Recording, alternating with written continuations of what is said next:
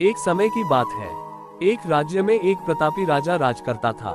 एक दिन उसके दरबार में एक विदेशी आगंतुक आया और उसने राजा को एक सुंदर पत्थर उपहार में दिया। राजा वह पत्थर देख बहुत प्रसन्न हुआ। उसने उस पत्थर से भगवान विष्णु की प्रतिमा का निर्माण कर उसे राज्य के मंदिर में स्थापित करने का निर्णय लिया और प्रतिमा निर्माण का कार्य राज्य के महामंत्री को सौंप दिया।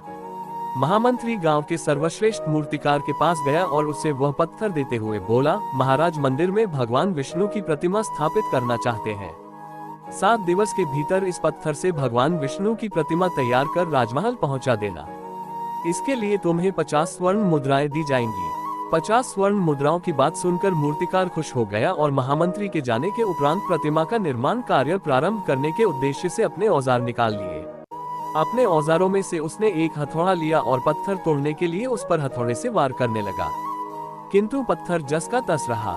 मूर्तिकार ने हथौड़े के कई वार पत्थर पर किए, किंतु पत्थर नहीं टूटा। 50 बार प्रयास करने के उपरांत मूर्तिकार ने अंतिम बार प्रयास करने के उद्देश्य से हथौड़ा उठाया, किंतु ये सोचकर हथौड़े पर प्रहार करने के पूर्व ही उसने हाथ खींच लिया कि जब 50 बार वार करने से पत्थर नहीं टूटा तो अब क्या टूटेगा।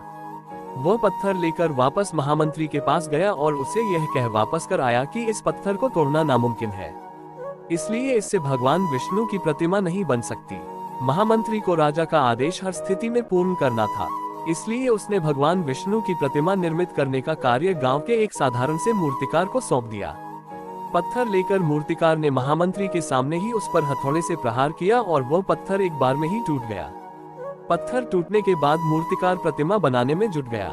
इधर महामंत्री सोचने लगा कि काश पहले मूर्तिकार ने एक अंतिम प्रयास और किया होता तो सफल हो गया होता और 50 स्वर्ण मुद्राओं का हकदार बनता।